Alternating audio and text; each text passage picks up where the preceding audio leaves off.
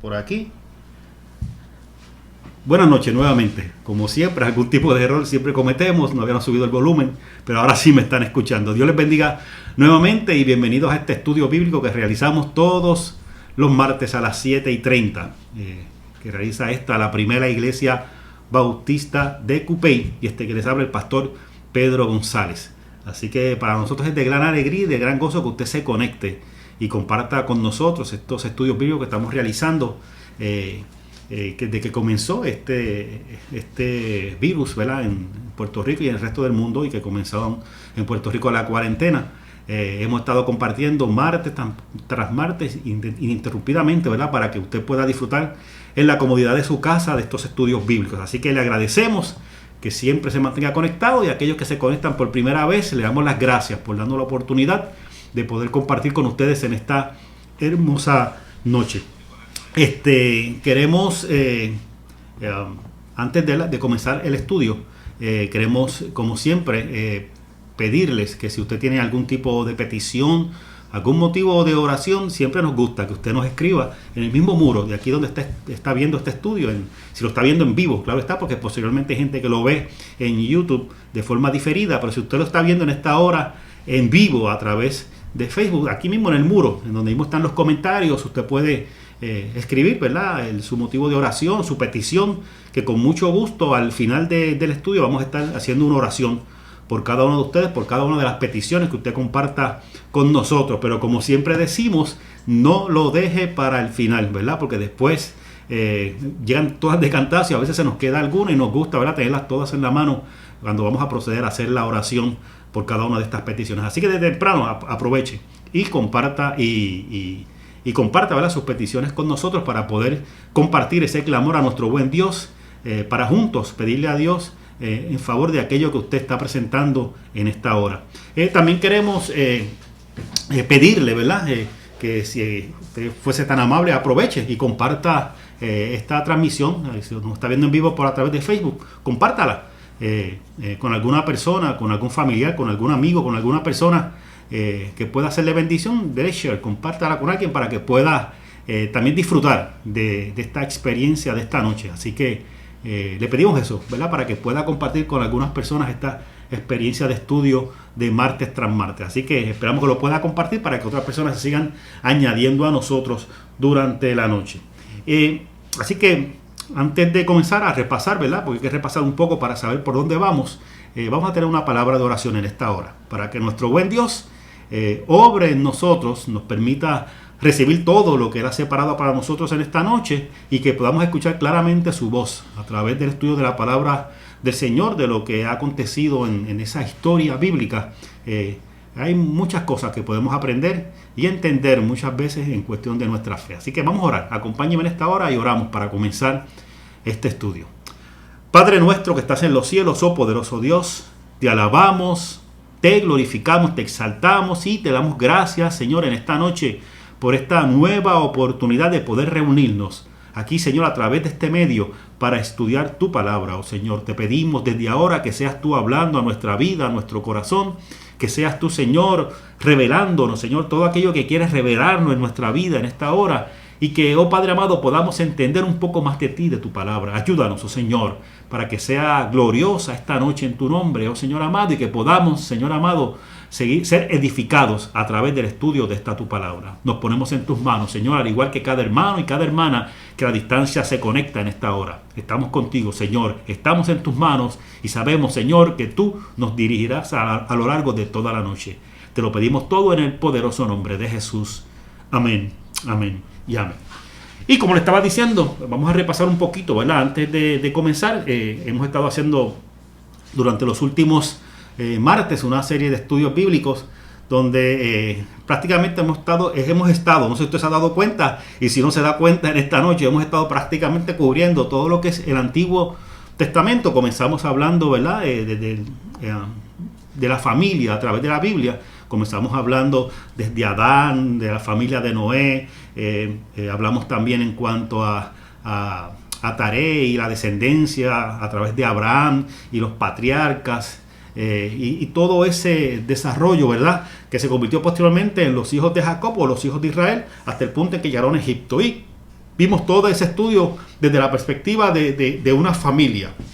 Y cómo en esa primera parte que estuvimos estudiando, cómo Dios se fue revelando y fue dirigiendo a través de lo que es la institución de la familia, ¿verdad? Porque todo en ese momento no había iglesia, obviamente, no había una nación de Israel, no había un pueblo de Israel, simplemente eran familias que estaban en crecimiento, en desarrollo, y cómo en ese desarrollo de esta familia, él fue formando posteriormente lo que fue la nación. Eso ya lo vimos entonces en el segundo estudio que dimos, donde estuvimos hablando ya de esos hijos de Jacob, esos hijos de Israel. Una vez se desarrollan en Egipto, salen de Egipto a través del Sinaí y acampan en el monte Sinaí hasta que posteriormente, luego de 40 años en el desierto, llegan a la tierra prometida y toman posesión de esa tierra prometida de la mano de Josué, ya desde una perspectiva entonces más como nación, como pueblo, y cómo conquistan esa tierra y cómo la dividen de acuerdo a las diferentes tribus, ¿verdad? Que esas tribus provenían, ¿verdad? En cierta medida de los mismos hijos de Israel, porque llevamos prácticamente los mismos nombres de los hijos de Israel. Y posteriormente estuvimos viendo cómo luego de que toman posesión de esa tierra prometida, eso ya fue en el tercer estudio, cómo se desarrolló la monarquía, ¿verdad? Partiendo desde la toma de esa tierra prometida, el tiempo de los jueces, los líderes que Dios fue levantando allí en Israel, en las diferentes tribus que habían tomado posesión de esa tierra, y cómo posteriormente esas tribus que se unían, ¿verdad? Simplemente para defenderse, pero que cada quien tenía su propia independencia en cuanto a cómo se manejaban internamente. Posteriormente se unificaron bajo una monarquía, bajo un reino, comenzando, ¿verdad?, con Saúl y culminando prácticamente con Salomón. ¿Okay? Así que eso fue más o menos el tiempo del Reino Unido.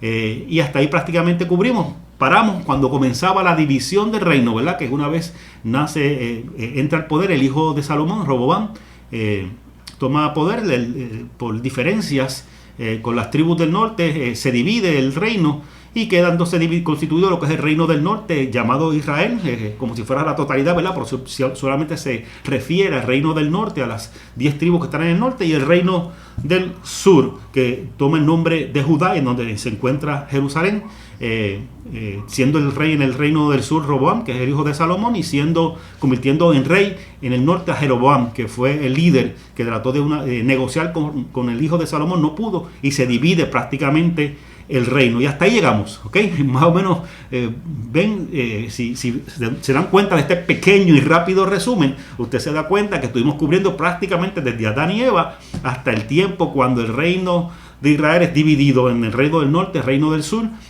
bajo el reinado de Roboam en el sur y Jeroboam en el norte. Así que ahí fue que nos quedamos, y de ahí es que vamos a estar partiendo ahora. En esta noche queremos cubrir esta etapa del reino dividido, que es una etapa que muchas veces la gente lee partes aisladas, porque es un poco tedioso leerlo. Y además de cubrir esta parte del reino dividido, también vamos a entrar en el momento cuando desaparece el reino del norte, cuando posteriormente es invadido el reino del sur, y cómo sucede el exilio hacia Babilonia en manos de Nabucodonosor, y cómo posteriormente entra a escena el reino de Persia, y ocurre el retorno de ese pueblo hebreo que está en Babilonia, regresa entonces a Jerusalén, y cómo se reconstruye nuevamente la ciudad. Así que más o menos eso es lo que vamos a estar cubriendo. Así que usted acomódese bien, cójalo con calma, que vamos a ir poco a poco cubriendo todas esas cositas que estamos diciendo en esta hora. Como siempre digo, si usted tiene alguna aportación, si usted tiene alguna pregunta, escríbela en nuestro muro, que con mucho gusto yo siempre estoy por ahí pendiente, ya siempre va tomando notas de todo lo que usted escribe. Así que haga la pregunta con toda confianza, que en algún momento dado, ¿verdad?, buscaremos el espacio para poder contestarla o para poder comentar su aportación en algún momento dado. Así que la invitación está hecha para que sea parte de este estudio bíblico en esta noche. Así que vamos a comenzar. En esta hora el estudio bíblico se llama Israel, división, exilio y retorno. Ese es el nombre de este estudio bíblico. Y vamos a comenzar rápidamente. Si usted está viendo ahí en su pantalla, lo primero que usted va a encontrar es un mapa. Yo trato en los estudios de usar muchas tablas, muchos mapas, trato de que sea lo más gráfico posible, primero para tratar de que no sea muy aburrido, y también para tratar de que usted se ubique bastante bien. A mí me gusta que nos ubiquemos geográficamente donde estamos hablando, porque eso nos da una idea mucho mejor de por qué ocurren las cosas muchas veces. Y simplemente cuando escuchamos tantos nombres de tantas ciudades y de tantas regiones, a veces nos perdemos y no sabemos de dónde estamos parados. Pues en su pantalla usted tiene ahora mismo un mapa, y ese es prácticamente, si usted se fija ahí, eso sería el reino. Todo esto que está en azul que le estoy marcando ahora es lo que prácticamente es Judá, ¿ok? Es el reino del sur. Y lo que le voy a marcar en verde, que sería todo esto que está acá, todo esto sería Israel, que es el reino del norte. Así quedó constituido. Usted recuerde que habíamos hablado en la clase pasada que luego que Roboam no accedió a tratar de tratar con más suavidad al pueblo de Israel, las tribus del norte, lideradas por Jeroboam, decidieron dividirse, y ahí comenzó esta división que estamos mostrando, ¿verdad? Lo que usted ve marcado en verde al norte es Israel, lo que está marcado en azul al sur es Judá. ¿Okay? Esos son dos reinos. Si usted se fija, Jerusalén, lo voy a marcar por aquí en rojo, Jerusalén se quedó en la parte sur, en la parte que es Judá, ¿okay? Así que eso fue como quedó constituido el reino una vez ocurre esto. Significa que ya está dividido. Ahora viene una serie de reyes, luego de Roboam y de Jeroboam, una serie de reyes que, valga la redundancia, reinaron sobre estas dos monarquías, tanto la del norte como la del sur, y sobre eso es lo que vamos a estar yendo. Pero antes de comentar eso, yo quiero que usted se fije en esta gráfica que estamos mostrando en la pantalla ahora, el reino dividido, para que usted sepa en dónde estamos ubicados, más o menos. Cuando hablamos del reino dividido, lo que estamos hablando es que hay una parte que está todo narrado en los libros de Reyes. En Primera de Reyes, específicamente del capítulo 12 al 22. ¿Por qué del capítulo 12 en adelante? Porque del capítulo 1 al 11 o al 12 por ahí mismo, más o menos, habla del reino unido, ¿verdad? Esa parte de Salomón y parte de David. Así que por eso se comienza en el capítulo 12 de Primera de Reyes y continúa en Segunda de Reyes. Prácticamente todo el libro del capítulo 1 al 25 ahí va narrando esa sucesión de reyes que pasan tanto en el norte como en el sur. Van narrando quiénes son cada uno de ellos, y algunos simplemente los mencionan, otros lo que hacen es que profundizan en cuanto a la historia. Entonces, si usted busca, aquí abajo también en la gráfica tenemos que un libro de la Biblia que se utiliza para poder ver esta historia es el Segunda de Crónicas. Lo que aparece en Segunda de Crónicas es más o menos lo mismo, ¿verdad? Hay ciertas diferencias, pero en términos de los reyes que mencionan, es prácticamente los mismos que salen en la segunda parte de Primera de Reyes y en Segunda de Reyes en el libro completo. Lo que pasa es que en el caso de Reyes, ¿verdad?, se cuenta desde una perspectiva más política, desde la perspectiva de la monarquía. Y en el caso de Crónicas, ¿verdad?, se narra esa historia, pero más desde una perspectiva sacerdotal. Pero es prácticamente la misma historia. Digo, en algunos casos se profundiza más, en algunos se profundiza menos, pero prácticamente se mencionan prácticamente a todos los reyes, tanto del norte como del sur, contando su historia. Lo interesante de todo esto es que dentro de Primera de Reyes, por ejemplo, en Primera de Reyes está narrada la historia de Elías, de este profeta, ¿verdad?, muy conocido, y que tantos estudios bíblicos o predicaciones quizás usted ha escuchado sobre Elías contra los sacerdotes de Baal y que los venció porque no pudieron hacer que bajara fuego del cielo. Esta historia de Elías. Y también en Primera de Reyes se habla también de Eliseo, pero de una forma un poquito más breve, porque simplemente lo menciona como que es el sucesor, pero no entra en muchos detalles. Ya en el segundo libro de Reyes sí se menciona a Elías al revés, de una forma más breve, porque ya está pasando, ¿verdad?, su tiempo. Entonces se profundiza un poco más en cuanto a la historia de Eliseo. Y me gusta mencionar esto porque aunque esos libros de Reyes, prácticamente a la inmensa mayoría habla de la monarquía, de los reinados, de los diferentes reyes que estuvieron durante esa época, es importante entender que hay una parte bastante grande, bastante considerable, que se utiliza para hablar de estos dos profetas, tanto de Elías como de Eliseo, que cada uno de ellos tiene una historia extensa, ¿ok? Así que esas historias sobre Elías y Eliseo se encuentran en los libros de Reyes.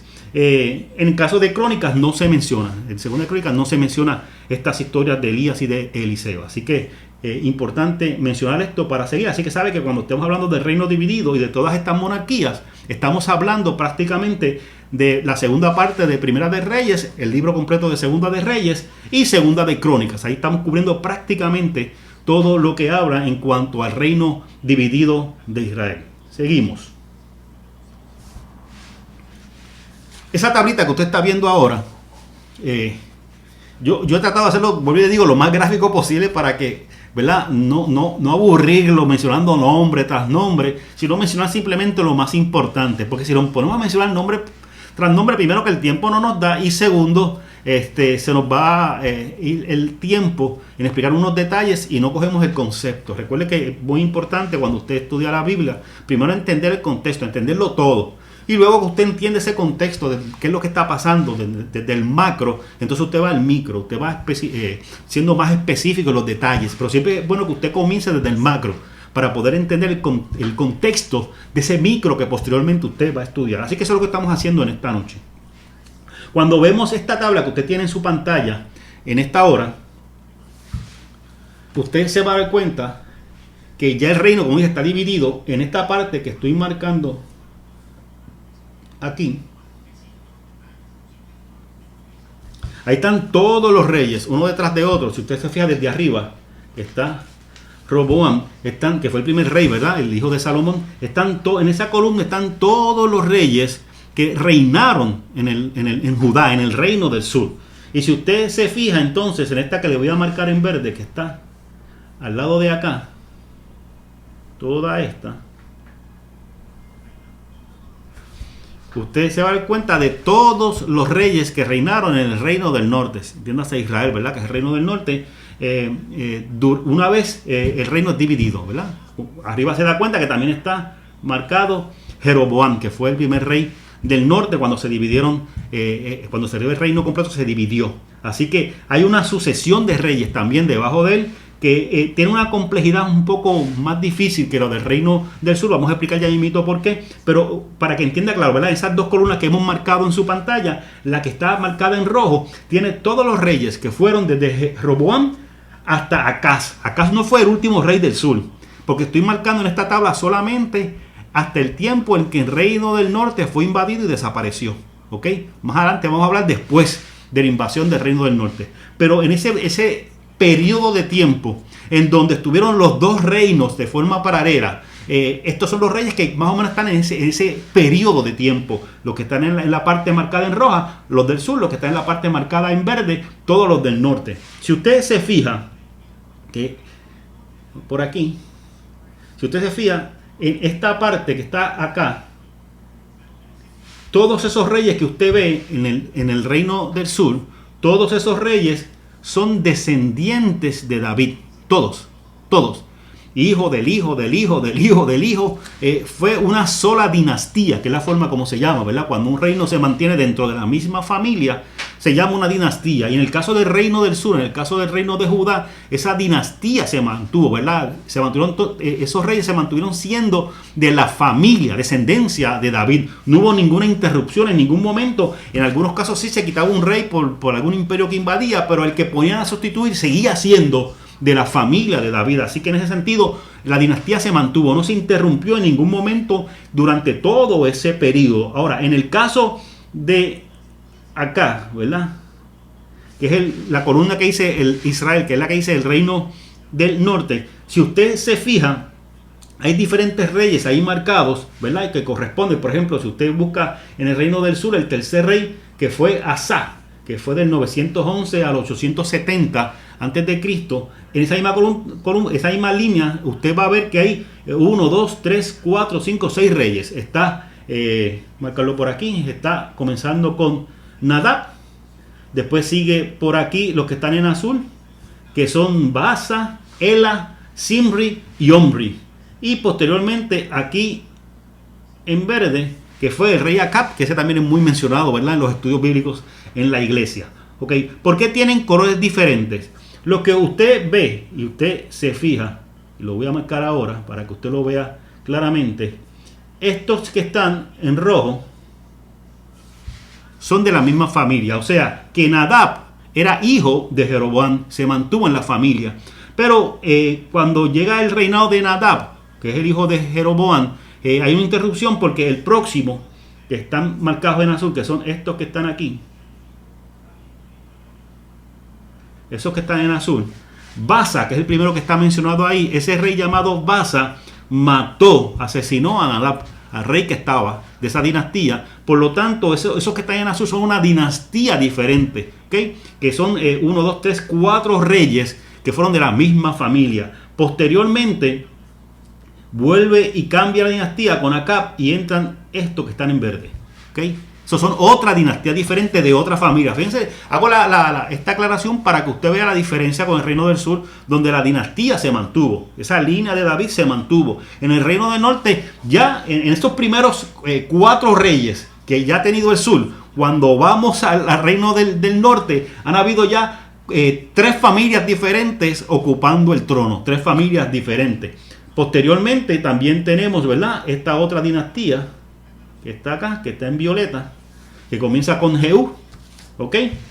Que lo mismo, Jehú llegó al trono porque mató a su antecesor, a Jeroboam. Lo mató, ¿verdad? Así que terminó con la dinastía de esa familia y entró una nueva dinastía, donde está Jehú, está Joacás, está Joás, está Jeroboam II, Zacarías, no el profeta, sino un rey llamado Zacarías, y Salum. Todos esos son de una dinastía diferente de la dinastía de Jehú, que estuvieron reinando en el reino del norte. Y posteriormente, por acá, llegan entonces estos que están en amarillo, que sería la última dinastía, termina con Oseas al final.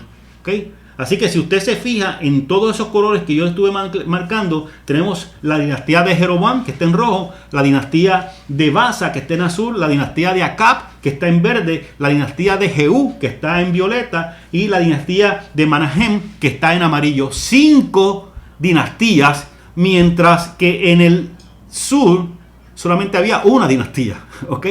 De 5 dinastías en el norte, solamente una dinastía en el sur. Eso fue cambiando poco a poco. Y en ese último rey que está en el reino del norte, que es Oseas, en ese momento es que Samaria, y cuando digo Samaria me refiero a la capital del reino del norte, debí mencionarlo, pero en el caso de los reyes que están más arriba, los que estaban en azul, del caso del rey Omri, él es el que establece que Samaria es la capital de ese reino del norte. Recuerda que al dividirse el reino, el norte no tenía en sí una capital. Sí había una ciudad principal en donde se reunían, pero no tenía en sí una capital. Es Omri, ¿verdad?, el que establece que Samaria es la capital y se mantiene durante todas las demás dinastías, Samaria como la capital del reino del norte, hasta que entonces cuando llega el tiempo de Oseas, Asiria, un imperio, que más adelante vamos a hablar un poquito más de él, el imperio de Asiria invade el reino del norte, y al invadir el reino del norte, acaba también con la capital y con muchas otras ciudades,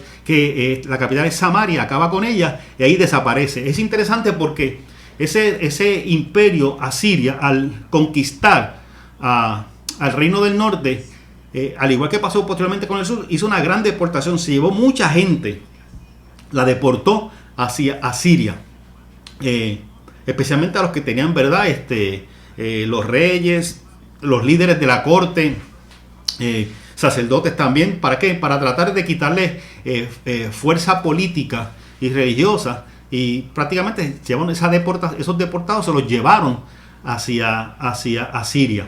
Es interesante porque, y lo vamos a ver más adelante, porque en el reino del sur, cuando ocurre también una deportación, que son llevados a Babilonia, se mantiene de forma escrita, ¿verdad?, una constancia de lo que está pasando.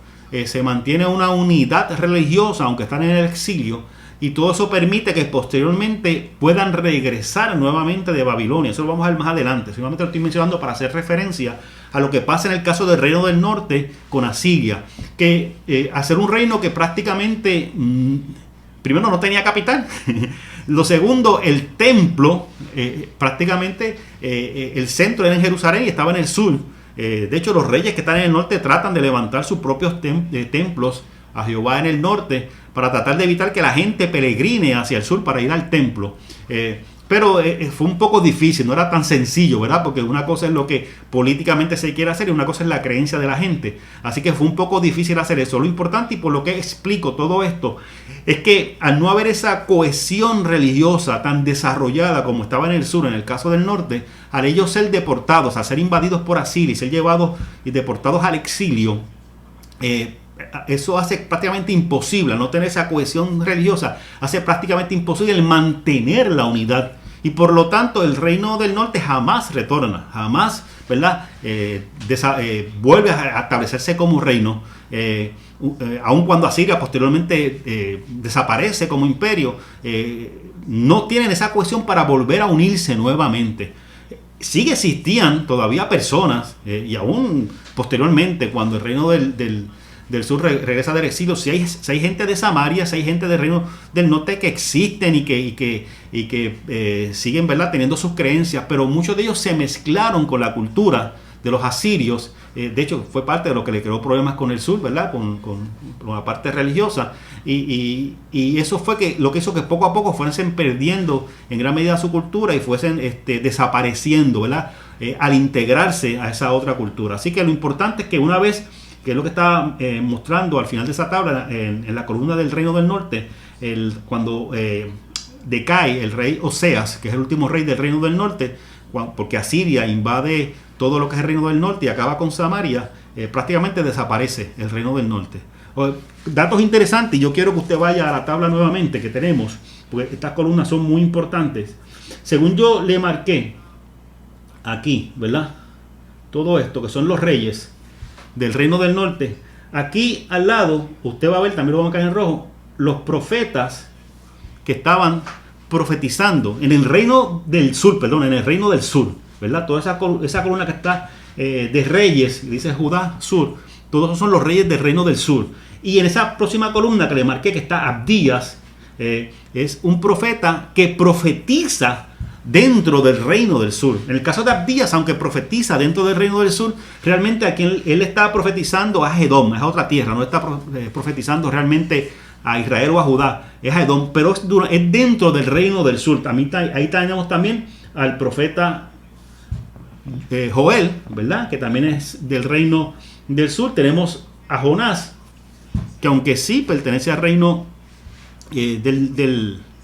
era originalmente del reino del sur, él realmente vivió un tiempo en el reino del norte, y a quien le estaba profetizando es a Nínive, y Nínive era la capital de Asiria, y Asiria es el imperio que invadió el reino del norte. Así que él hace esa profecía, ¿verdad?, que tanto hablamos de la profecía de Jonás y del gran pez que se lo tragó y tantas canciones que tenemos en las escuelas bíblicas de los niños. Pues Jonás pertenecía realmente al reino del sur, aunque su profecía iba más dirigida hacia el norte, y específicamente más que al reino del norte, dirigida especialmente a Siria, que era el imperio cuya capital era Nínive. Y tenemos también, que es muy conocido, déjame borrar un poquito para que no vaya tanta ni se pierda, ¿verdad?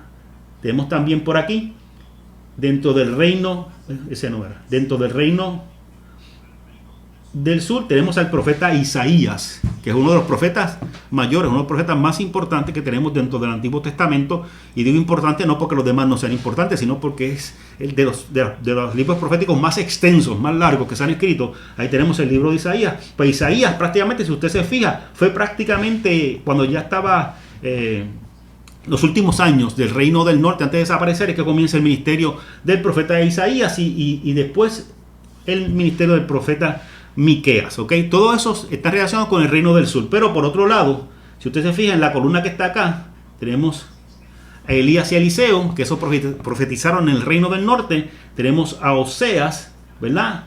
Tenemos a Amós, y tenemos aquí a Miqueas, que aunque aparece aquí también. Lo que pasa es que la profecía de Miqueas era para ambos reinos, tanto para el norte como para el sur, por eso lo puse en ambas columnas. Pero los demás que están en verde marcados ahí, su profecía, ¿verdad?, su palabra profética estaba dirigida al reino del norte. Así que es importante esto saberlo, porque cuando leemos la Biblia, estamos leyendo los libros de uno de estos profetas, tenemos que saber a quién se está dirigiendo. Si es Israel, al reino del norte, o si se está dirigiendo a Judá, que es el reino del sur, ¿verdad? Porque son dos contextos totalmente diferentes. Es importante saber a quién los profetas un momento también, cuando muere Oseas, ¿verdad? Que el reino del norte es invadido, entonces que el reino de Asiria toma posesión de lo que es el reino del norte totalmente, ¿ok? Así que vamos a seguir, ¿verdad? Para la próxima tabla. Esta tabla que usted ve aquí, ¿verdad? No se asuste, no ve muchas letras, pero no vamos a coger todas esas letras, simplemente para ubicarnos un poquito. Ya aquí, como dije ahorita, ya se supone que el reino del norte desapareció. Por lo tanto, por eso es que usted ve aquí en este lado solamente estos reyes. Esos reyes son los que reinaron en el reino del sur después que el reino del norte desapareció. ¿Ok? El reino del norte, vuelvo y repito, fue invadido por el imperio de Asiria, desaparece como reino, pero el reino del sur sigue existiendo, sigue existiendo. Algo importante, y es bueno mencionarlo, aunque Asiria invade el reino del norte, también invade parcialmente el reino del sur. Lo que pasa es que no toma posesión de Jerusalén, no la invade.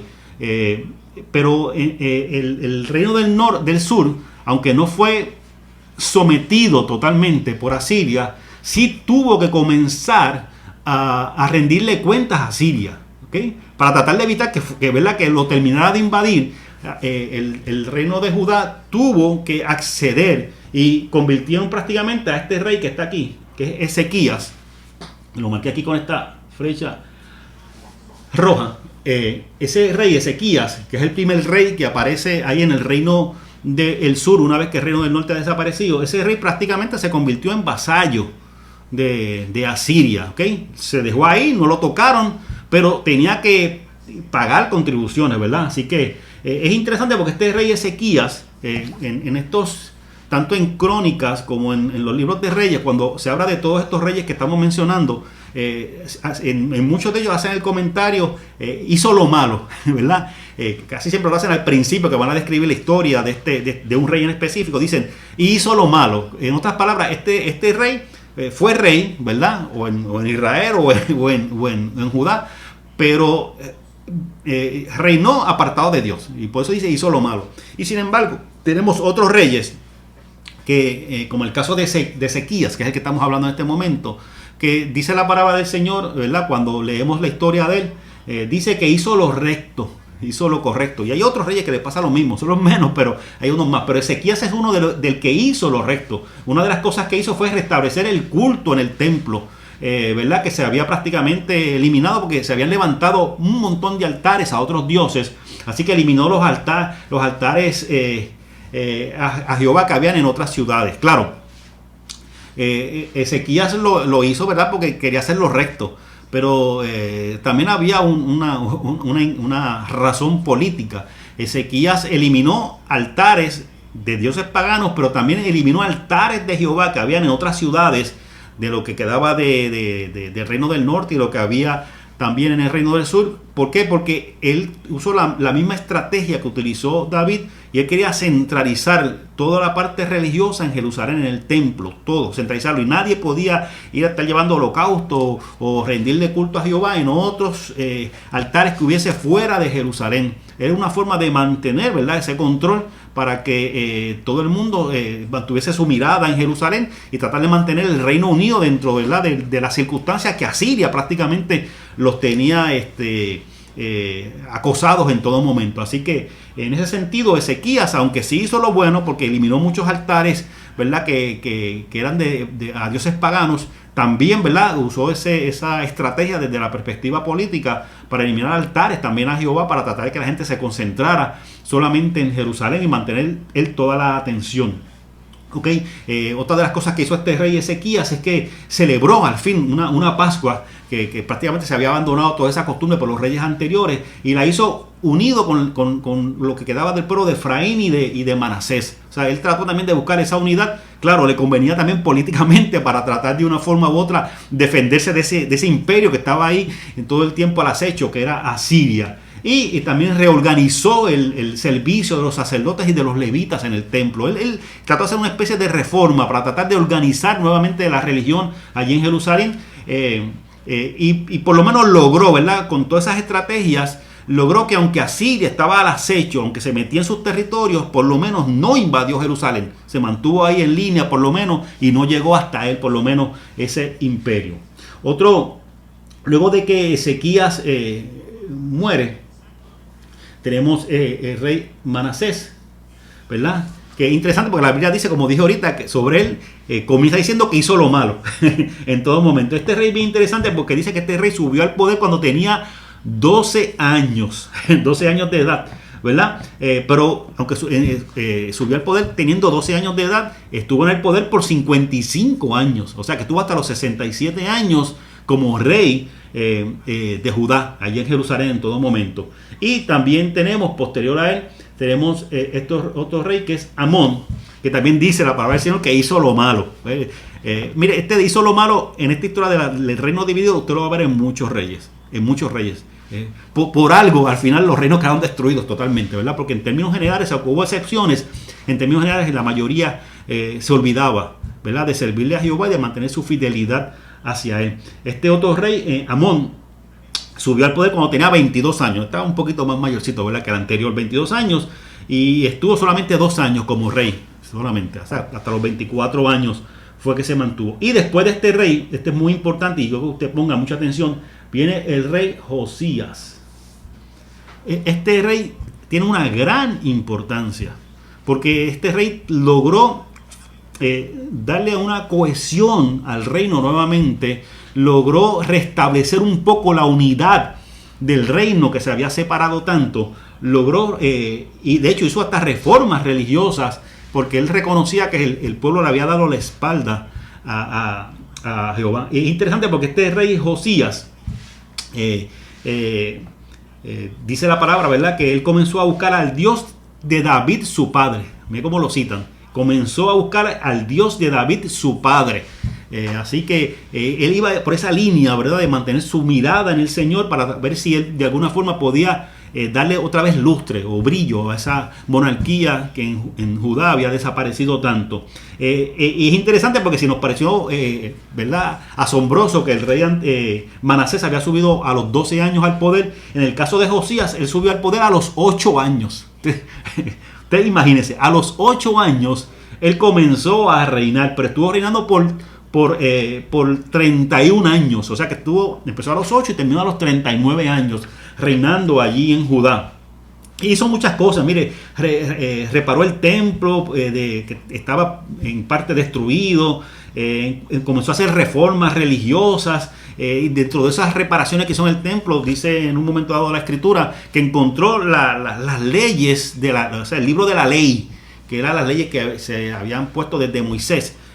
Las encontró, o sea, están remodelando el templo. Yo creo que usted visualice esto. Están remodelando el templo y cuando remodelan el templo encuentran ese libro tirado allí en una esquina y es el libro de la ley. O sea, y uno lee eso y uno dice, bueno, ¿qué estaba haciendo ese pueblo antes? Nada. O sea, ellos prácticamente habían abandonado todo lo que era el aspecto religioso. Ellos se dedicaban simplemente, ¿verdad?, a vivir su vida, sus guerras, sus cuestiones políticas, pero habían olvidado totalmente a Jehová. Así que cuando este rey Josías comienza a reparar el templo, se encuentra con ese libro y cuando empiezan a leerle lo que el libro dice, él se da cuenta de lo mal que había estado el pueblo, de cómo le había dado la espalda a Jehová, y él se agarra sus vestimentas y reúne al pueblo y él trata realmente de hacer una reforma religiosa para que el pueblo nuevamente mire hacia Jehová y deje de estar mirando hacia otros ídolos, hacia otros dioses, ¿verdad?,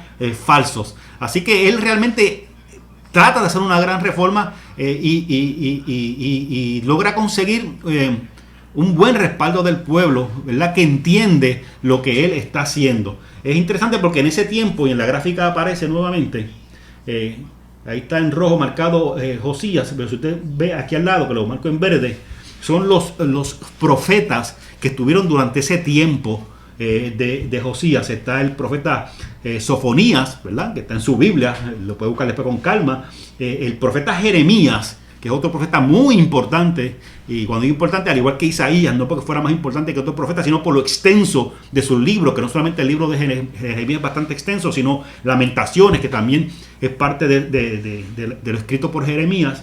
Es durante el tiempo, Jeremías comienza su ministerio prácticamente un poco después de que Josías llega al poder. Y de hecho, es importante que usted no pierda de vista a Jeremías, porque Jeremías comienza aquí con Josías, pero el ministerio de Jeremías se extiende prácticamente hasta que llega, y hasta un poco después que el Jerusalén se es invadido por los babilonios. O sea que es un ministerio extenso el de Jeremías.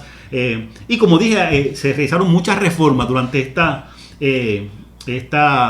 reinado de Josías. También dentro del reinado de Josías está el ministerio del profeta Nahum. Fue también dentro de esa monarquía de Josías. Aunque lo que profetiza Nahum en sí está más dirigido hacia Siria. Interesante, ¿verdad? Porque Asiria es el que está prácticamente acechando en gran medida para ese tiempo.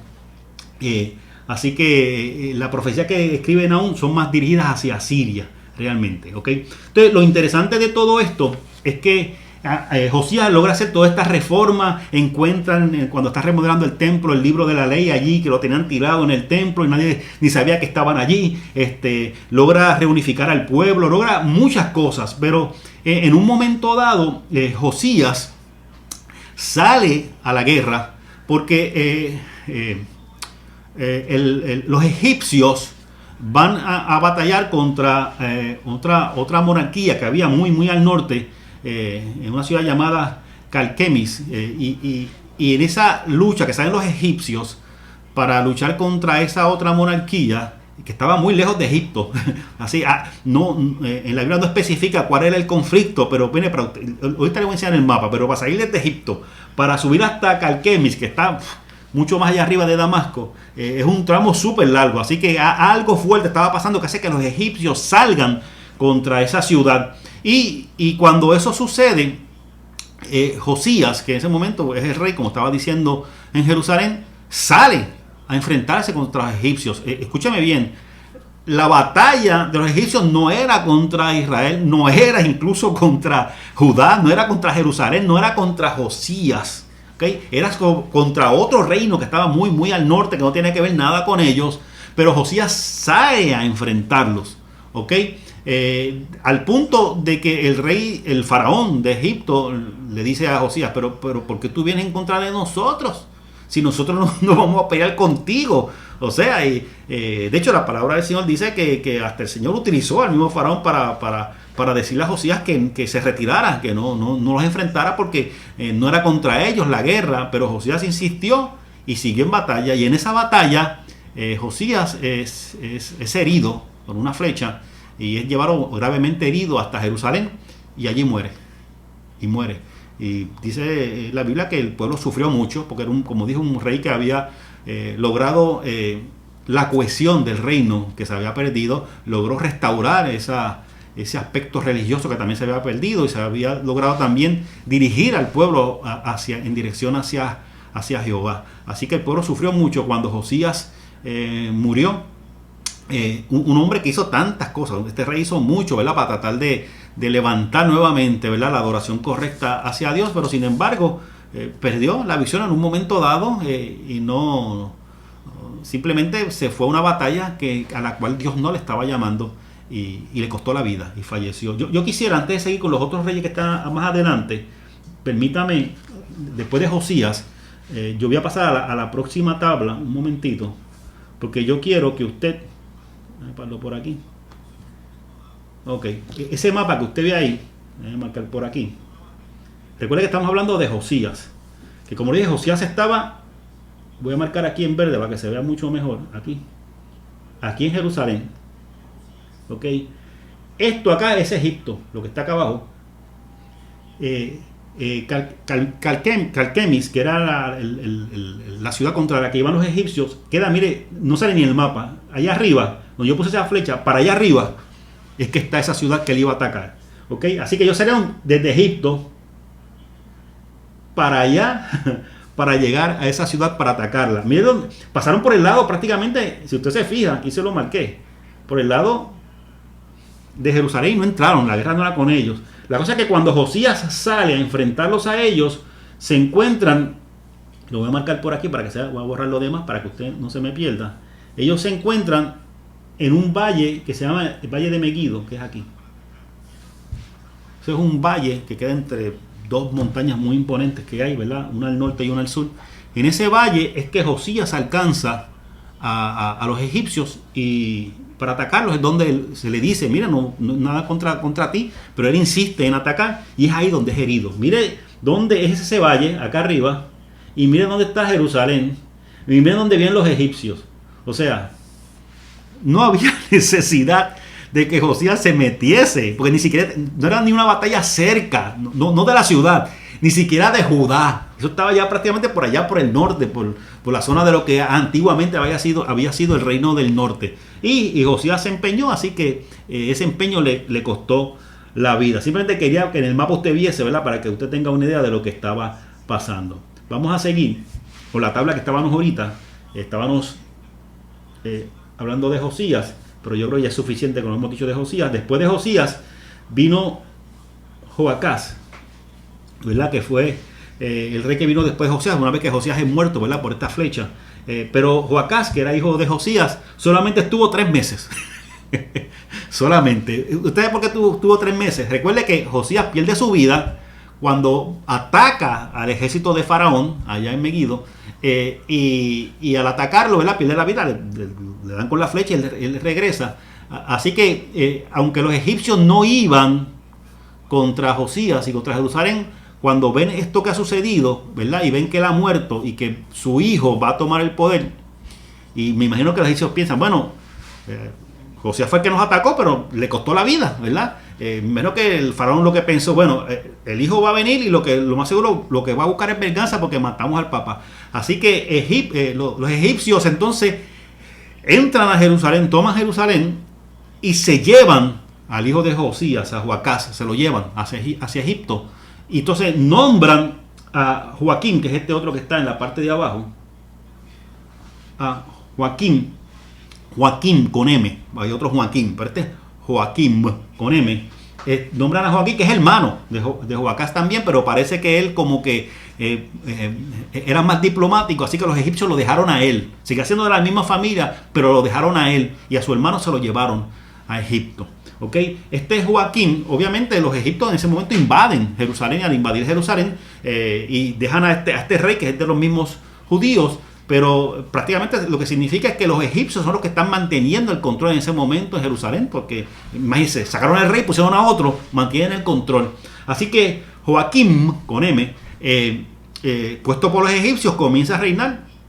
Lo más bien, de hecho en la Biblia dice con respecto a este rey que también hizo lo malo, ¿verdad? Subió al poder cuando tenía 25 años y estuvo 11 años al poder, ¿verdad? Hasta los 36 años. Pero en un momento dado, Nabucodonosor, que es no era el rey todavía, pero su papá, el papá de Nabucodonosor, el que estaba reinando, y Nabucodonosor estaba al frente del ejército en ese momento. Él invade Jerusalén, y cuando invade Jerusalén, que estaba en control de los egipcios, este rey Joaquín accede, ¿verdad? Y se somete a Nabucodonosor por 3 años, porque a los 3 años como que trató de buscar respaldo a través de los egipcios para tratar de rebelarse contra Nabucodonosor, pero no pudo.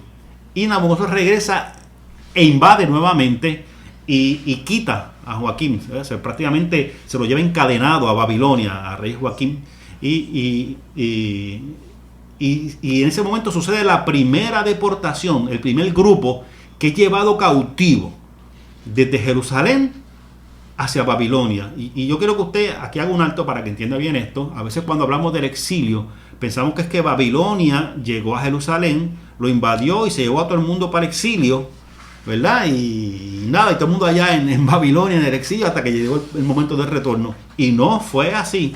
O sea, este proceso del exilio sucedió en 3 etapas.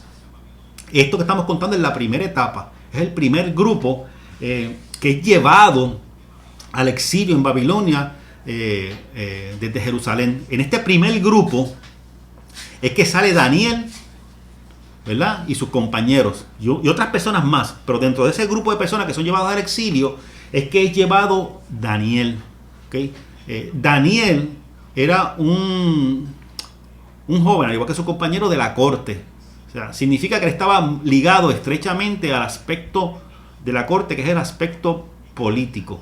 ¿Qué pasa? Cuando un imperio invadía algún reino, o mataban a todo el mundo, o trataban de llevarse hacia el exilio o a los reyes, o a los de la corte, o a los líderes militares, se los llevaban. ¿Por qué? Porque si se llevaban a todo ese liderazgo, no había forma de que el pueblo pudiese organizar, porque sus líderes no estaban, pudiesen organizarse, ¿verdad?, para rebelarse. Así que Babilonia hizo lo que muchos imperios hacían en ese momento: se lleva a un buen grupo de la parte alta, ¿verdad?, de la jerarquía alta de lo que es el reinado en ese momento, incluyendo a Daniel y a sus 3 compañeros, se los lleva hacia Babilonia. Pero ese es el primer grupo que se llevan realmente. ¿Okay? Cuando Babilonia, Nabucodonosor en este caso, se lleva a Daniel y quita a Joaquín, que era el rey en ese momento, en un momento dado, cuando se lo lleva, el mismo pueblo nombra otro rey. No Nabucodonosor, el mismo pueblo nombra otro rey que se llama Joaquín. Ese es con N, no con M. Otro rey llamado Joaquín. Pero este rey que es nombrado por el mismo pueblo, Nabucodonosor se da cuenta y regresa nuevamente, y no duró 3 meses, solamente duró, y lo quita. ¿Ok? Lo quita. De hecho, cuando llega para llevarse a estas otras personas, a este otro grupo, en ese segundo, ahí ocurre la segunda deportación, ¿verdad?, de los que son llevados de Jerusalén a Babilonia. En esa segunda deportación es que se llevan a Ezequiel, el que está en el libro, ¿verdad?, en uno de los profetas que está en nuestra Biblia, el profeta Ezequiel. Ahí es que Ezequiel es llevado desde Jerusalén hacia Babilonia. Escúcheme bien, cuando Ezequiel es llevado desde Jerusalén hacia Babilonia, él no era profeta todavía, al igual que Daniel. Daniel era un joven de la corte, Ezequiel era sacerdote cuando estaba en Jerusalén, y son llevados. Su ministerio profético, tanto el de Daniel como el de Ezequiel, ese ministerio profético se desarrolla allá en Babilonia. Ellos son llevados con la multitud, con mucha gente hacia allá. Lo importante es que cuando se lleva este segundo grupo, que ahí se va entonces Ezequiel, entonces los babilonios, o sea, Nabucodonosor nombra entonces a otro rey, pone otro rey en lugar de Joaquín, y nombra a Sedequías, ¿okay?, que también sigue siendo de la familia de David. Lo importante esto no es si era familia o no era familia de David. Lo que quería, ¿verdad?, en este caso Babilonia, es que el que pusiesen allí no le diera problemas, ¿verdad?, y se mantuviese haciendo lo que tenía que hacer, ¿ok?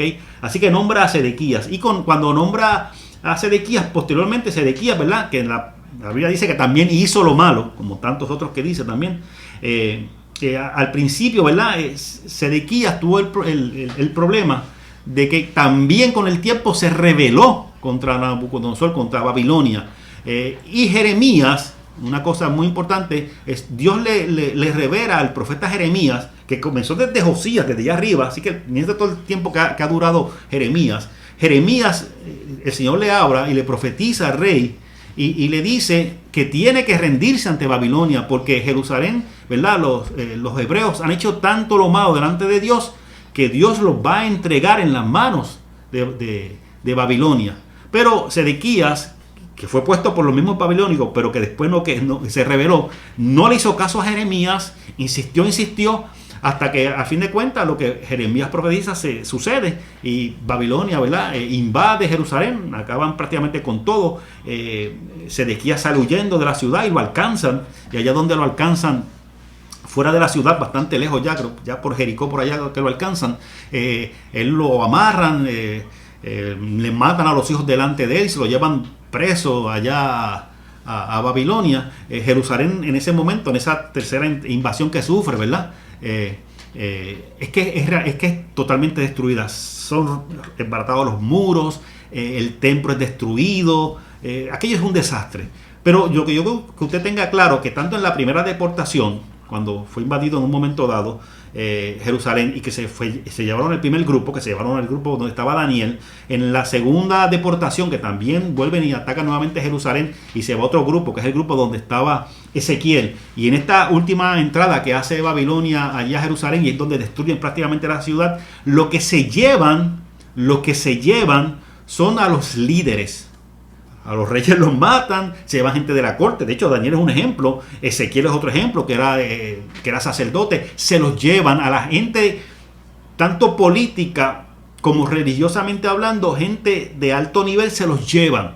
Pero el pueblo se mantiene. O sea, no es que vacían Jerusalén, no es que vacían la zona de Judá. O sea, el pueblo que siembra, que trabaja, que cría ganado, se queda allí. Se queda allí en todo momento. De hecho, Babilonia nombra después unos gobernantes para seguir, esa es otra historia, pero nombra otros gobernantes. Pero el pueblo se mantiene allí en todo momento, y los que son llevados hacia Babilonia son los líderes. Son llevados hacia el exilio, prácticamente dejando la ciudad totalmente destruida. ¿Por qué esto es importante? Porque estos líderes que se llevan, que son los líderes religiosos y los políticos, pero especialmente los líderes religiosos, recuerden que el templo, que era el centro de adoración, estaba en Jerusalén. Por lo tanto, la alta jerarquía de la religión estaba allí en Jerusalén, ¿verdad? El sumo sacerdote, los levitas, o sea, los escribas, ese liderazgo religioso estaba en Jerusalén, y gran parte de ese liderazgo fue llevado hacia Babilonia, al exilio. Esto es importante porque ellos son los que comienzan a trabajar, ¿verdad?, para mantener de una forma u otra su cultura, especialmente del aspecto religioso, su cultura allá en Babilonia. Y ese esfuerzo que hace el liderazgo religioso por mantener esa cultura, religiosamente hablando, viva allá en Babilonia, es lo que logra que esa nación no se disperse, ¿verdad?, o se diluya en la otra cultura, y que posteriormente, teniendo todavía esa identidad propia, regresan posteriormente a Jerusalén. Eso es la importancia de ese grupo que fue llevado, que es la diferencia del Reino del Norte, como expliqué en un comienzo. Así que son todos llevados allá a Babilonia, todos. Y allá en Babilonia es donde se desarrolla. De hecho, se dice que gran parte de lo que es el Pentateuco, aunque habían ciertos escritos, aunque sí había una tradición oral, gran parte del Pentateuco, cuando hablamos del Pentateuco, son los primeros 5 libros, ¿verdad?, de la Biblia. Esos primeros 5 libros, donde realmente tomaron forma escrita, fue allá en Babilonia, en el exilio, donde se le dio forma realmente escrita a estos libros. También se habla que gran parte de los salmos se desarrollaron en Babilonia, también, ¿verdad?, porque ellos trataron de mantener, ya que el templo no estaba, trataron de mantener en las mismas casas, ¿verdad?, y organizados de cierta manera, mantener viva su religión, ¿ok? Así que vamos a continuar. Por acá borramos esto y seguimos. Ok. Mire, importante con todo esto, yo quiero que usted entienda algo, antes de seguir, por eso puse el mapa nuevamente, ¿ok? Recuerden que lo interesante es que en un momento dado estábamos hablando del Reino del Norte. No marcarlo con verde porque si no temas aquí. El Reino del Norte, ¿verdad?, que estábamos hablando. Y estábamos hablando del Reino del Sur, ¿ok? Si usted se fija, en un momento dado como que ya se dejó de hablar prácticamente del Reino del Norte o del Sur. Lo que se ha estado concentrado en todo momento es hablando de Jerusalén. La atención, aunque Jerusalén era prácticamente la capital, pero la atención se centra en Jerusalén, en la ciudad, ¿ok? Porque él es el centro, Jerusalén es el símbolo. Si Jerusalén deja de existir la cultura judía en ese aspecto. Por lo tanto, se centra mucho en ese aspecto de Jerusalén. Importante que usted entienda que en todo momento hemos estado hablando de diferentes imperios. Hablamos del imperio de Egipto, hablamos de los asirios que están hacia allá, y hablamos de Babilonia que está hacia allá, ¿ok? Diferentes imperios, ¿ok? Vamos a seguir para poder entender esto un poquito mejor. Ok. Ese mapa que usted está viendo ahí marca lo que es el imperio de Asiria, hasta dónde cubrió, ¿ok? Asiria es acá arriba. Jerusalén está acá, ¿ok? Ya no vamos a estar hablando mucho del Reino del Norte y del Sur, vamos a estar concentrándonos en Jerusalén. Jerusalén está ahí, ¿verdad? El Reino del Norte allá.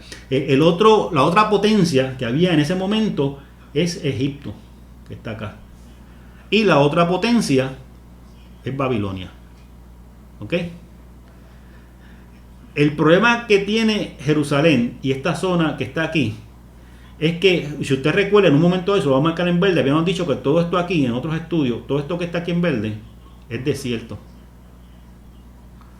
Por lo tanto, todo el comercio tenía que, si era de Babilonia, que se comerciaba mucho con Egipto, ¿verdad? Tenía que partir de aquí y llegar acá. Si era de Asiria y con Egipto, tenía que dejar acá. Si era de Babilonia, para acá. Y si era para acá, para acá. O sea, Jerusalén estaba prácticamente en el mismo medio del paso de lo que era el comercio. Por lo tanto, es por eso que usted ve lo que es el imperio de Asiria en un momento dado trata de controlar esa zona, el imperio de Babilonia trata también de controlar esa zona, y Egipto también trata de controlar esa zona, porque es el paso fácil, sencillo, seguro para el comercio. Y ellos estaban en el mismo medio de ese paso. Por lo tanto, en medio de esas tres potencias, en medio de Egipto, en medio de Asiria, en medio de Babilonia, es que se desarrolla todo este aspecto. Para que usted tenga otra idea, Asiria prácticamente lo que dominó es todo esto, ¿verdad? Que está aquí marcado, lo estoy marcando en rojo ahora, pues está como en amarillo. Todo esto es lo que dominó Asiria. Pero cuando Asiria desaparece y entra el reino de Babilonia, Babilonia prácticamente lo que domina es esto que está aquí. Solamente. Babilonia no se concentró en tratar de dominar Egipto. No trató de abarcar tanto, ¿ok? Pero sí tuvo que enfrentarse a Siria porque prácticamente era su vecino.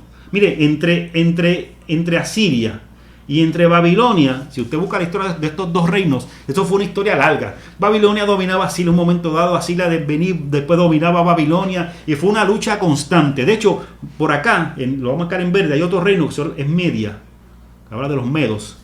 Ese reino en un momento dado se unió a Babilonia para luchar contra Siria y logró vencer a Siria en un momento dado. Pero Media también se unió más adelante con los persas, y lo vamos a ver ya mismito con los persas, para entonces vencer a Babilonia. O sea, todos esos imperios estaban en constante lucha, y el problema de estos imperios es que esta zona que usted ve marcada en amarilla, ahí, era la zona donde prácticamente se realizaba toda la labor económica. Porque si usted se fija, esto aquí que usted tiene en mal, y estos no eran imperios que dominaban el mar.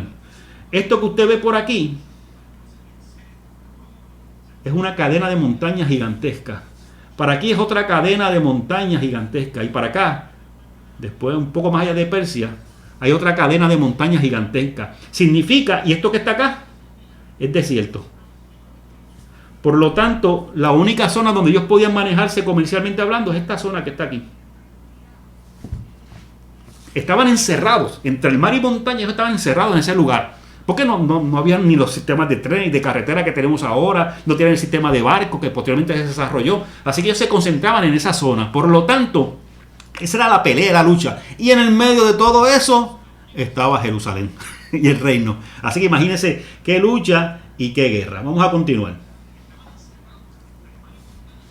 ¿Ok? En este mapa no voy a hablar mucho, pero en este mapa es más o menos lo mismo. Si usted se fija, todo esto que está aquí en rojo era lo que era Asiria, ¿ok? Y posteriormente, como dije ahorita, Babilonia abarcó un poquito menos. Solamente cogió esta parte que está acá, ¿verdad? Para no cubrir tanto, ¿ok? Pero se mantuvieron más o menos en lo mismo. Importante, cuando usted habla de Babilonia y habla de los caldeos, habla de lo mismo, ¿ok? Son las mismas personas. Recuerde siempre, aquí está Ur de los Caldeos, recuerde que fue de donde salió Abraham, que lo cogimos en los primeros estudios, ¿verdad? Y aquí está Canaán, ¿ok? Seguimos, porque si no se nos acaba el tiempo. Ok, vamos otra vez a la deportación que estamos hablando ahorita. Recuerden que, como expliqué, en la primera deportación que se llevan, es que se llevan el grupo donde está Daniel.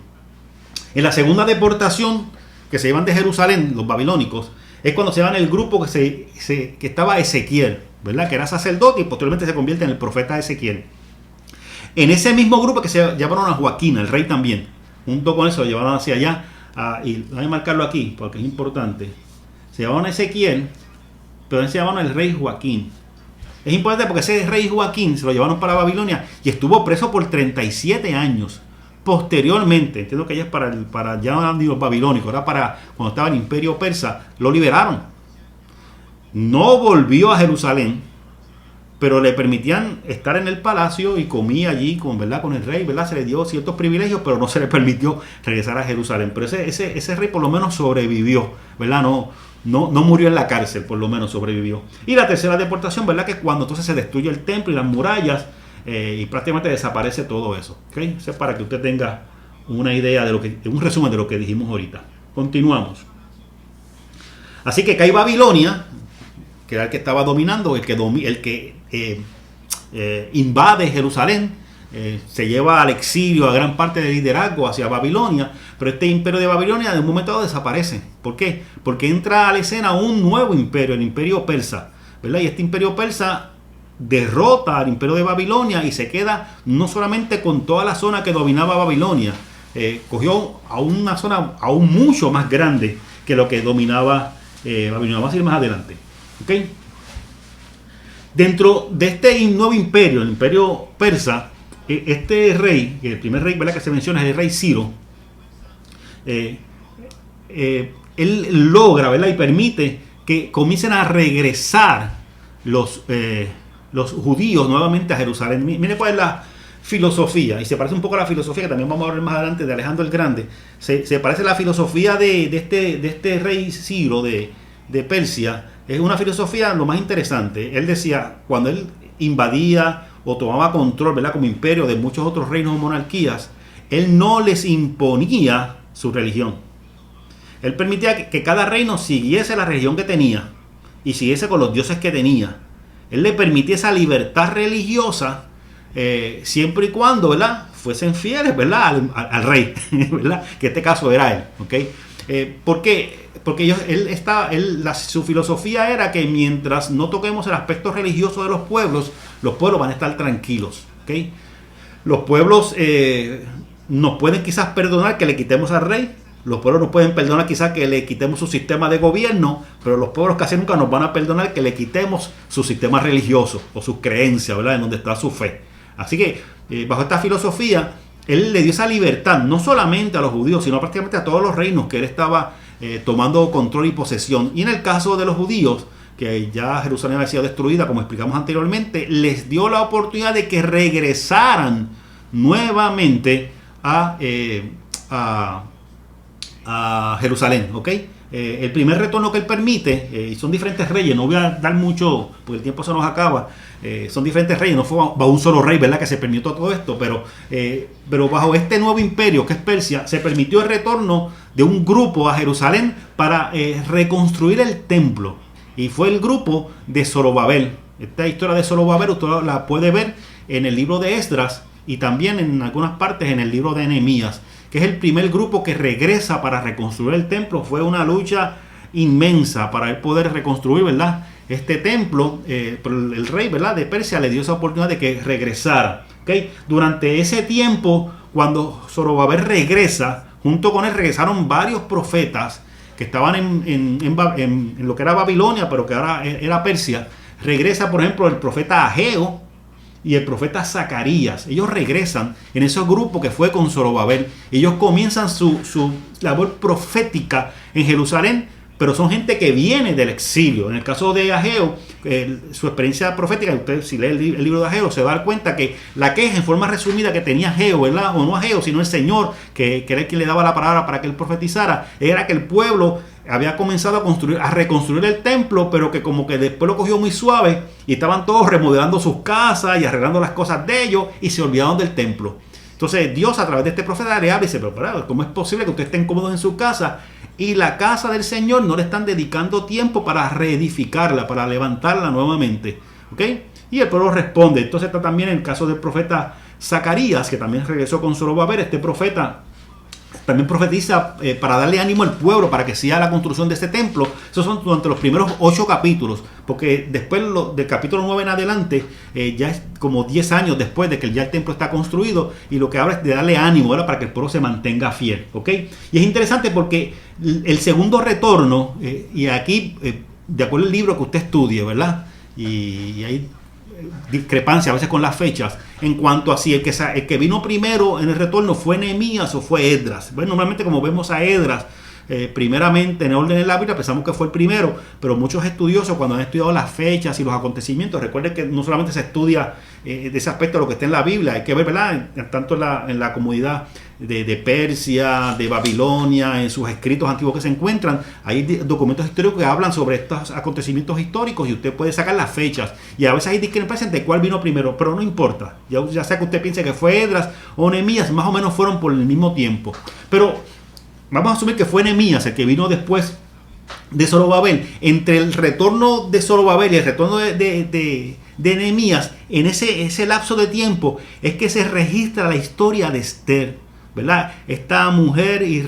judía que estaba allá en Persia y que el rey Asuero, que también en algunas veces se conoce como Jerjes I, este rey, ¿verdad?, como la nombra reina, y como había un hombre que quería acabar con los judíos, y Esther interviene y logra, ¿verdad?, que el rey salve al pueblo para que no sean muertos, y el que quería hacer daño es que termina siendo muerto, ¿verdad? Esta historia de Esther, que yo sé que usted quizá la ha leído en alguna ocasión, toda esta historia de Esther ocurre entre ese primer retorno y ese segundo retorno, ¿ok? ¿Qué más o menos ocurre? Por eso es que muchos estudiosos entienden que Esther, y ya quizás no con su esposo Asuero, que era el rey, sino quizás con el hijo de Esther, y Esther quizás se mantenía todavía en palacio, dicen que influyó bastante para lograr que se siguiera dando ese beneficio de que retornaran el pueblo hacia Jerusalén. Así que en el caso de Nehemías, su labor, Zorobabel regresó para reconstruir el templo, pero Nehemías regresó para reconstruir los muros, que estaban totalmente destruidos. En ese momento una ciudad sin muros era una ciudad que estaba indefensa, era una ciudad que prácticamente no brindaba seguridad. Así que Nehemías viene a reconstruir esos muros. Y en el caso de Esdras, él trata de, ya reconstruido los muros, reconstruidos el templo, él viene a tratar de, ¿verdad?, de restablecer el culto a Jehová. Ya hay templo, pero no está organizado, no se está llevando las cosas como tienen que ser, ¿verdad? Él viene a restablecer ese culto a Jehová. Así que entre estos tres personajes, tanto Zorobabel, tanto como Nehemías, tanto como Esdras, es que se reconstruye la ciudad desde la perspectiva del templo, desde la perspectiva del muro y desde la perspectiva del culto a Jehová nuevamente, y se restablece. Nehemías, por ejemplo, fue nombrado como si fuera gobernador allí en Jerusalén por el rey que le dio la oportunidad de ir.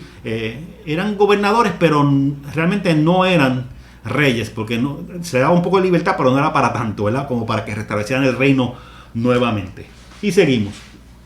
Aquí en esta gráfica usted puede ver todo esto es el imperio persa, gigantesco, ¿ok?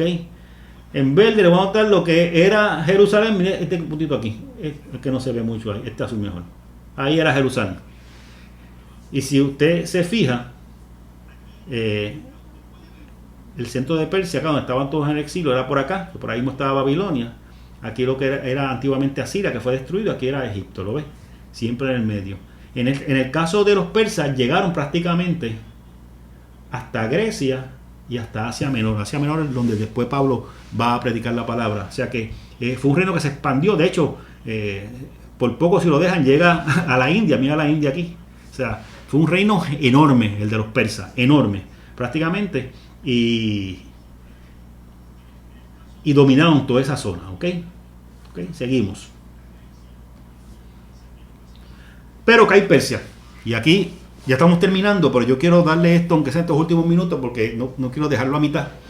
Hemos cubierto prácticamente todo el Antiguo Testamento y siempre hay una parte que se queda un poco guindando, ¿verdad? Que se acaba el Antiguo Testamento. Vemos Malaquías y de momento pasan 400 años y aparece Jesús. Y todo el mundo empieza a preguntar, ¿pero qué pasó en el medio? Pues vamos a tratar de en forma resumida decir lo que pasó una vez sucede todo esto. Cae Persia como imperio y sube Grecia. Cuando decimos que sube Grecia es Alejandro el Grande, ¿verdad?, que era emperador allá en Grecia, y prácticamente si lo dejan se queda con el mundo. Un muchacho joven, pero con una habilidad estratégica increíble, y prácticamente dominó todo el mundo conocido en un momento dado. Vamos adelante para que usted vea. Ok, todo esto fue lo que dominó. Usted ve un amarillo más oscuro. Fue lo que dominó a Alejandro el Grande, incluyendo Persia. Okay, dominó prácticamente todo. Era un hombre, como dijo, una estrategia militar increíble. Usó la misma estrategia. Él él no solamente le permitía a los pueblos que dominaba que siguieran con su religión, de hecho él trataba de usar las mismas religiones de esos pueblos e integrarlas, ¿verdad? Era una estrategia para tratar de que los pueblos fuesen felices con él. La cosa es que este hombre llamado Alejandro el Grande prácticamente dominó toda esa zona, desde Grecia casi hasta la India, dominó todo, así que acabó con lo que era Persia, Babilonia, Egipto lo dominó también, todo, abarcó todo, y no solamente dominaba por tierra, sino ya él dominaba el aspecto del mar, tenía embarcaciones que dominaban ya lo que era la guerra a nivel del mar, así que dominó todo eso, pero este gran estratega militar murió muy jovencito, y al fallecer, pues su reino prácticamente tuvo que ser dividido. Se dividió entre sus generales. Él tenía 4 generales principales y esos generales se dividieron entre ellos. Toda esa zona que usted ve en la gráfica que mostramos ahorita, toda esa zona amplia desde Grecia hacia Menor, todo lo que es la zona de Siria, toda la zona donde está Jerusalén, lo que es Egipto, donde era Persia, Babilonia, Media, hasta allá casi hasta la India, todo eso que él logró dominar se dividió entre sus 4 generales, ¿ok? Y en ese aspecto, luego de que él muere, y ya mismo vamos a ver una gráfica para poder entender bien cómo dividieron ese reino, después de la muerte de Alejandro el Grande, Israel es gobernado por los seleucos. Los seleucos eran un grupo que viene, ¿verdad?, de uno de sus generales, ¿verdad?, que dominaban prácticamente, pero posteriormente, más adelante, hay otro de sus generales que dominaban la zona de Egipto. Y lo mismo, comenzó a ver los conflictos, ¿verdad? Porque mientras Alejandro estaba, mantenía el control, pero cuando él ya no estaba, pues cada uno de los generales quería dejar para su lado. La cosa es que esa zona de donde estaba Jerusalén, de dominarla los seleucos, que fue la parte que le correspondía, posteriormente fueron los Ptolomeos, que era otro grupo de los generales de Alejandro el Grande, dominó toda esa zona de Israel para abarcarla. Y posteriormente, dentro del mismo pueblo judío, hubo un movimiento, eran sacerdotes, que eran los macabeos, y estos macabeos, de hecho en la Biblia católica usted puede ver 2 libros sobre los macabeos, y hablan más o menos sobre la historia que estoy contando ahora, donde este grupo luchó, ¿verdad?, por tratar de mantener nuevamente el control de forma independiente de lo que era Israel, y luchó bastante, y tuvo bastante éxito, hasta que un momento dado los descendientes de estos macabeos, que son los asmoneos, lograron prácticamente tener control nuevamente de todo Israel, pero en todo ese proceso Grecia deja de ser la potencia que había sido con Alejandro, porque sus generales siguieron peleando entre ellos y perdieron nuevamente el control, y entra entonces a escena lo que es el Imperio Romano, que es la nueva potencia que entra, y este Imperio Romano le pone a cargo en toda la zona de donde lo que era Judea, y parte de Israel también, pone a la familia de los Herodes, ¿verdad? Que ahí está Herodes Antipas, y son como 4 o 5 Herodes diferentes, ¿verdad? Era Herodes el Grande más los hijos que tuvo, toman control de toda esta zona a nombre de Roma, ¿okay? Así que ahí es como va pasando todo esto. Para que usted tenga una idea, en esta gráfica que estoy mostrándole ahora, lo que usted ve bueno, un color que se note estos eran los grupos de Seleuco. Lo ve que aquí es que está Jerusalén y Judea, por ahí más o menos. Este es el grupo que dominaba primero. Lo que pasa es que posteriormente el grupo de los Ptolomeos tomó control de eso. De hecho, más adelante este grupo también tomó control de esto, ¿okay? Hasta que entonces llega lo que es el Imperio Romano, que está por acá, y toma control de todo, prácticamente, incluyendo lo que es Judea, que ya, ¿verdad?, ya no se llama Judá, ya para el tiempo de los romanos se le llamaba entonces Judea. Y con eso Roma entonces toma el poder, y de ahí en adelante es que comienza entonces el Nuevo Testamento, ¿ok? Largo peregrinar que hemos tenido a lo largo de todo este Antiguo Testamento. Yo espero que usted lo haya aprovechado, que lo haya disfrutado. Sé que es mucha información, como siempre nos escriben, ¿verdad?, para pedir la presentación. Si alguien la desea, se comunica con Josie, que ella con mucho gusto también se lo va a enviar por correo electrónico. Pero prácticamente ya hemos cubierto todo el Antiguo Testamento. En estos últimos, creo que 4 martes más o menos, los cubrimos todos. Así que en forma, ¿verdad?, general. Así que ahora sí, dentro de esa perspectiva, sí podemos estudiar quizás unos libros específicos dentro del Antiguo Testamento, o podemos seguir entonces hacia el Nuevo Testamento. Así que usted me dice, ¿verdad? Siempre aceptamos sugerencias. Usted nos puede escribir a través de los mismos comentarios, después me envía algún mensaje a mí ¿verdad? Y evaluamos si entonces, dentro de que ya cubrimos todo el Antiguo Testamento, podemos coger unos libros en específico para profundizar un poco, o si desean esta misma línea, continuar entonces con lo que es el Nuevo Testamento para tratar de seguir entendiendo nuestra Biblia. Así que cubrimos todo, cumplimos, gracias a Dios. Habían hecho una pregunta, ¿verdad? No sé si se puso una pregunta, no sé si la contestaron. Vamos a ver por aquí qué pusieron. La pregunta que habíamos puesto era: ¿cuáles profetas fueron llevados al exilio en Babilonia, ¿verdad? En la primera y la segunda deportación, porque son dos, ¿ok? Y la segunda pregunta: ¿cuál fue el profeta que se mantuvo en Jerusalén luego del exilio a Babilonia? Gloria puso que Jeremías y Ezequiel. Jeremías y Ezequiel. Bueno, no sé en qué orden lo puso ella, pero déjenme contestarlo. En la primera pregunta, ¿quiénes fueron los que fueron llevados al exilio en Babilonia?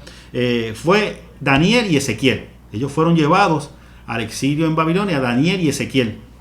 Que, como dije también en un telestudio, ellos no salieron de Jerusalén siendo profetas, ¿verdad? Daniel era un joven en la corte y Ezequiel era sacerdote en el templo, ¿ok? Son llevados al exilio en Babilonia, es allá donde entonces comienzan su ministerio profético, Daniel y Ezequiel. Y mientras todo esto sucede, ¿verdad? Jeremías, que comenzó desde el tiempo del rey Josías y tuvo un montón de reyes hasta que llegó el momento dado de la invasión y destrucción de Jerusalén y destrucción prácticamente de la ciudad, y donde ha llevado el resto del pueblo entonces al exilio. Jeremías estuvo en todo eso, pero él no fue llevado. El rey de Babilonia ¿verdad? Como no se había opuesto a él, lo dejó allí en Jerusalén. Así que aunque muchos líderes y sacerdotes fueron llevados al exilio, Jeremías se mantuvo allí en Jerusalén profetizando. ¿Okay? Así que eso más o menos nos resumen. La primera pregunta, la respuesta era Daniel y Ezequiel. La segunda pregunta, la respuesta era Jeremías. ¿Okay? Así que contestado debidamente. Comentarios, nada ¿verdad? A la mano por ahí. Hay oración. Motivos de oración por aquí. Damos las gracias nuevamente por su atención, por su paciencia. Sabemos que los últimos estudios que hemos dado han sido un poquito pesados en información. Yo espero que usted los haya disfrutado. Yo espero que no me haya puesto demasiado técnico yo. A veces uno se eleva un poquito. Así que esperamos que lo hayamos hecho de una forma amena para que usted, además de aprender, lo haya disfrutado también. Siempre aceptamos sugerencias, así que escríbanos, que siempre nos gusta escuchar su parecer y siempre mejoramos de alguna manera, ¿verdad? Con la sugerencia que nos envían. Así que escríbenos, que es muy, muy importante. Nos escriben para oración. Rafael pide oración por su sobrino y esposa con diagnóstico de COVID. También oramos por Marisetti. Así que si los mantenemos en oración, Rafa, claro que sí. Edna Pérez pide oración por sus sobrinos con diagnóstico de COVID. Oramos mucho por tu sobrino, Edna, claro que sí, vamos a orar por ellos. Y oramos por la recuperación de Wilfredo, que estuvimos hablando por teléfono con Laura, así que sabemos que hasta ahora todo ha salido muy bien y oramos para que esa recuperación continúe. Así que no sé si Laura está conectada, pero Laura, seguimos orando por ti y por Wilfredo, que está en este proceso de recuperación. Y seguimos orando como siempre por Humberto, por Edna Evelyn allá en los Estados Unidos, por los hermanos de Carmín, ¿verdad? Que ella siempre presenta en oración, que están en ese proceso también de recuperación, y por Emma y José, y por nuestra buena amiga Margie, que también siempre se conecta y siempre nos dice que disfruta todo esto. Y oramos por la recuperación de Edna Pérez, que seguimos orando para que esa rodilla se ponga nueva y ella pueda seguir, ¿verdad?, haciendo tantas cosas que yo sé que ella disfruta y le gustan. Y Carmen Espinosa pide oración por la salud de José Betancur. Oramos, claro, Carmen, oramos por José Betancur y oramos por Martita. Martita, seguimos orando por ti y vamos a orar para que esos resultados, esos números, en lugar de subir, sigan bajando, que bajen en el nombre del Señor para que prontamente puedas regresar a tu casa. No perdamos la esperanza, no perdamos nuestra fe. Sabemos que Dios, en medio de lo que no entendemos, está obrando. Así que seguimos orando por ti, Martita. Estos son todos los motivos de oración. Ya con esto culminamos prácticamente entonces en esta noche. Gracias nuevamente. Gracias por su atención. Gracias por haber participado de este estudio. Vuelvo y les repito, tenemos varias opciones para continuar con estos estudios. Ya culminamos prácticamente este peregrinar que dimos por el Antiguo Testamento. Tenemos dos opciones: o nos mantenemos en el Antiguo Testamento profundizando sobre algunos de estos libros que hemos estado discutiendo, ¿verdad?, de forma somera, pero de una forma muy importante históricamente hablando, con algunos de estos libros. Si usted está interesado en alguno de esos libros, nos puede escribir. O la otra opción que tenemos es continuar en esta misma línea por el Nuevo Testamento para seguir entendiendo y comprendiendo mucho mejor, ¿verdad?, el contexto de nuestra Biblia. Así que escriba sus sugerencias, ¿verdad? Me gustaría escuchar, ¿verdad?, o leer su opinión para saber, ¿verdad?, qué le apetece más y que de una forma u otra usted está ansioso o ansiosa por disfrutar en estos estudios bíblicos.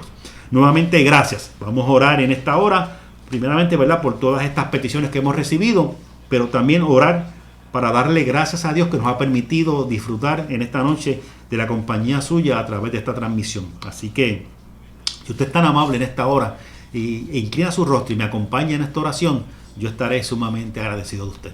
Vamos a orar. Padre nuestro que estás en los cielos, Señor, te alabamos, te glorificamos, te exaltamos y te damos gracias en esta hora, oh poderoso Dios. Señor, oh Padre amado, este estudio que hemos podido realizar. Gracias por mis hermanos y hermanas que se han conectado. Gracias, oh Padre amado, Señor, porque has hablado a nuestra vida, a nuestro corazón. Señor, porque, Señor, quizás has aclarado dudas, Señor, en nuestra mente, o has dirigido nuestros pensamientos, Señor, por el camino correcto. Gracias, Padre, porque en medio de todo, Señor, siempre hemos podido sentir tu presencia y hemos podido escuchar tu voz, oh Dios. Ahora, buen Dios, con ese agradecimiento que tenemos de ti por esta hermosa noche que nos regalas, oh Señor amado, queremos presentar delante de ti, oh Señor, cada una de estas peticiones, Señor. Mira la petición, Señor, de nuestro hermano Rafael, Señor, por su sobrino y por su esposa, oh Señor, igual que por Mariceli en esta hora, oh Padre amado. Mira, Señor, los sobrinos de nuestra hermana Edna Pérez, oh poderoso Dios. Oh Padre, te pedimos que seas tú obrando, Señor, en la vida de cada una de estas personas. Oh Padre amado, para que en medio del diagnóstico que han recibido, Señor, puedan sentir tu compañía, puedan, Señor amado, Señor, recuperarse prontamente, oh Padre amado, y puedan dar testimonio de la forma maravillosa como tú les has levantado, Señor. De la misma manera, oh Padre amado, ponemos delante de ti, Señor, a nuestro hermano Wilfredo. Sabemos que tú has estado con él a lo largo de todo este proceso, en medio de su operación, oh Señor amado, y sabemos, oh Padre, que tú estás en control de todas las cosas, que él pueda recuperarse prontamente para regresar a su casa junto a su esposa, Señor, y poder disfrutar, oh Padre, en su hogar, Señor, de todas estas transmisiones también, oh Padre amado, que tanto él disfruta, oh Padre, porque él ama, Señor, estar en tu casa siempre, oh Señor. De la misma forma, Señor, mantenemos siempre la oración, Señor, tanto a Humberto como a Edna Evelyn, Señor, al igual que a los hermanos de Carmina, Emma, José, oh Padre amado, a Maggie, oh Padre. Gracias, Padre, porque sabemos, Señor, que en medio de todo lo que está aconteciendo en nuestro país, tú has mantenido tu mano poderosa al lado de estos hermanos y hermanas, cuidando de ellos en todo momento, oh Señor. Oh Padre, de la misma forma te pedimos, Señor, que nuestra hermana Edna, oh Señor amado, nuestra hermana Edna Pérez, Señor, siga sintiendo la recuperación de su rodilla, Señor, que tanto anhela para seguir sirviéndote, Señor, trabajando en tu obra, oh Señor, sirviendo, Señor, al necesitado, Señor, y glorificando en donde quiera, Señor, que ella va, Señor, tu nombre, oh Padre amado. Señor, bendícela, cuídala, protégela, oh Señor, y dale la recuperación que ella necesita en esta hora. De la misma forma, Señor, mira la petición de nuestra hermana Carmen Espinosa, oh Señor, oh Padre, por José Betancourt te pedimos, oh Señor amado, Señor, que te glorifiques en gran manera en la vida de este hombre en esta hora, oh Padre, y que también, Padre de la gloria, tú le des la salud que él necesita en este momento. Señor, mira a Martita, Señor, allá en el hospital, oh Padre, cúbrela con tu manto, Señor, bríndale también recuperación a ella, Señor, mira esos números, Señor, oh Padre, que los médicos dan en esta hora por los análisis que se han realizado.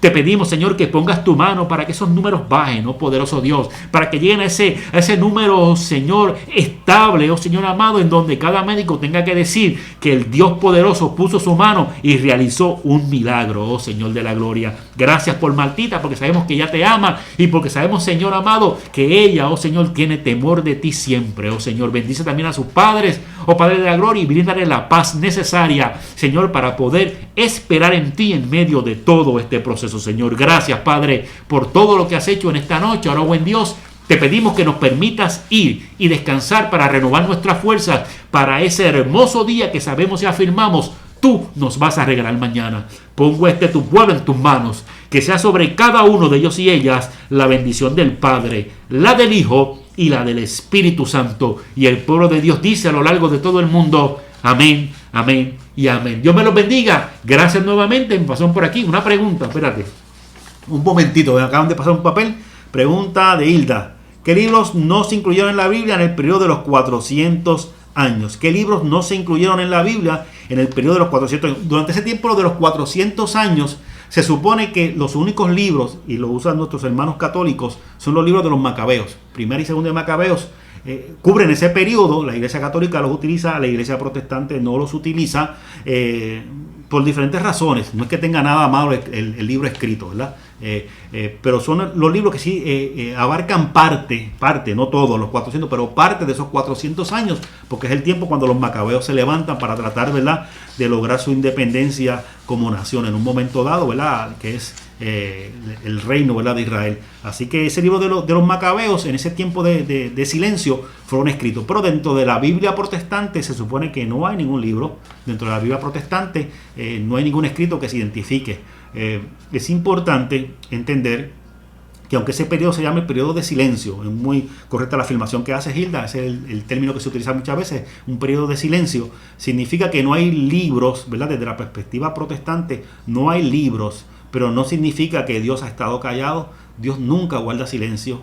Dios siempre sigue hablando, Dios sigue siempre atento a su creación y Dios sigue siempre poniendo su mano y realizando su plan en todo momento. Él nunca se detiene. Pero en términos escritos, desde la perspectiva protestante, no hay ningún libro en ese periodo de silencio. Sí, desde la perspectiva católica está primera y segunda de Macabeos. De hecho, desde la perspectiva no católica de la iglesia griega ortodoxa, ¿verdad?, que es la iglesia que originalmente se dividió y de la cual surgió la iglesia católica, también creo que tiene el tercera de Macabeos, que hay un tercer libro, no estoy muy seguro, tenía que verificarte, pero que hay un libro más adicional. Pero desde la perspectiva católica, que es la que quizás tú y yo más conocemos, están los libros de Macabeos. Fuera de eso no hay otro libro, solamente son los libros. Así que espero, Hilda, haberte contestado tu pregunta, y si no, me escribes nuevamente y buscamos entonces la respuesta. Dios te bendiga y gracias por estar atento. Gracias a todos, ¿ok? Cubrimos todo esto, y recuerden los que les dije, por favor, escríbanos, queremos saber, ¿verdad?, hacia dónde nos vamos a dirigir. ¿Seguimos hacia el Nuevo Testamento o profundizamos un poquito en el Antiguo Testamento? Escríbanos, porque si no, entonces yo oro y escojo yo, pero me gustaría escuchar su voz. Así que gracias nuevamente por su atención, esperamos que haya disfrutado y nos vemos el próximo martes en nuestro servicio de las 10:30 de la mañana. Déjenme un momentito decirles rápidamente. Este domingo, con el favor de Dios, vamos a transmitir nuestro culto en vivo desde el templo. No, el templo no va a estar abierto, vamos a recibir personas todavía, pero sí vamos a realizar el culto desde allí, ¿verdad? Vamos a probar el sistema que tenemos ahí de tecnología, igual de hacerlo como estamos haciendo desde mi casa hasta ahora, que lo hemos hecho. Vamos a probar el sistema que se ha puesto allí en el templo, que nuestro hermano Ricardo nos ha ayudado mucho, ¿verdad?, con unas consolas que se han puesto, que él consiguió muy amablemente, y unos cambios que se han hecho para entonces comenzar a transmitir. Así que esa prueba la vamos a hacer este domingo. Así que nuestro culto va a ir completamente en vivo, desde nuestro templo este domingo a las 10:30. Usted conéctese, no es para que usted vaya allá a la iglesia, todavía no estamos abiertos, pero para que usted se pueda conectar, ¿verdad?, y vernos en vivo desde el templo, ¿verdad?, que quizás hace tiempo que usted no lo ve, lo va a ver a través de esa transmisión el próximo domingo. Música, todo, dirección, todo va a ser en vivo desde allí, desde el templo. Así que esperamos que usted se conecte. Eso es el próximo domingo. Y recuerde, mañana miércoles y el jueves, siempre a las 7:30, el servicio de oración mañana miércoles, y el jueves el servicio de testimonio al cual vamos a estar. Así que nada, Dios me los bendiga. Gracias nuevamente. Escríbanos y esperamos saber prontito de usted, ¿verdad?, de sus sugerencias. Hasta luego. Bye.